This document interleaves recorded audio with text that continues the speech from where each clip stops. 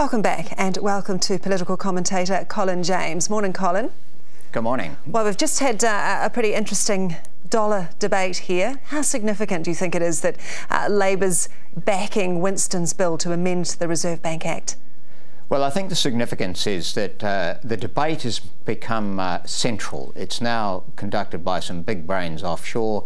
It's no longer in the margins. It's no longer odd to challenge the position of what we might call the Friedman orthodoxy that led to inflation targeting. In fact, Friedman, his target was initially money supply, but it became too difficult to measure that. And then we got the big boost in money supply and the asset bubbles, and then the GFC crash, and it's the crash which has led to this debate.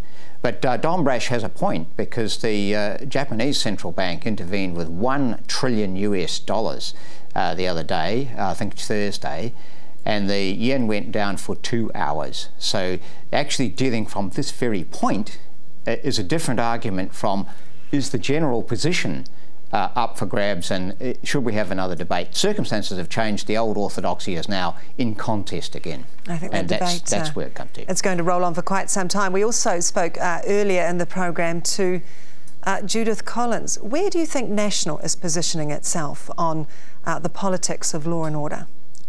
Well, Judith Collins herself, you could see her instinct lies with the tough side of law and order. And if you recall, at the National Party conference, she brandished a taser gun and said, "Where's Trevor Mallard?" which is not exactly a message of discouraging violence.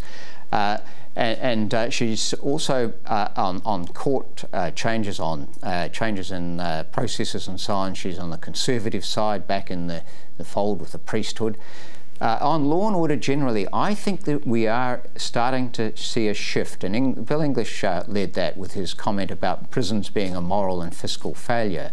And I think the strong, tough law and order side has reached a high tide, and it's beginning to move back, even in the National Caucus. But we won't see a lot of that for a time yet, and Judith Collins, her instinct is to be tough. Indeed, we questioned her on just how ambitious she is as well. Where do you think she stands in the caucus and the party? Could she be, do you think, the next leader? It's a complicated issue. I once wrote that she had sharp teeth, and I think John Judge felt those sharp teeth. So there's a sort of mean streak to her, but there's also a rational streak. And what she's come out with in the end, and the new code for the ACC is a bit more sensible, I think, than the old code. And she certainly is talked about as a potential leader. She's a senior minister now. But remember that John Key, she was on the front bench in 2008, and she was a social welfare spokesperson, but John Key didn't appoint her to that position. He appointed her to corrections and police, very much lesser position. So she's worked her way back to a senior position, but there are both positives about her and doubts about her in the caucus. So I don't know. We're in speculative territory. She said, does she have ambition? There was just a flicker of it there, wasn't it, before Indeed. She recovered herself. She did tell me that she doesn't go into Parliament just to eat her lunch, Colin.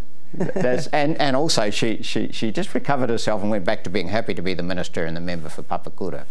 Indeed. We shall see. All right, thanks very much, Colin James. Thank you for your analysis there.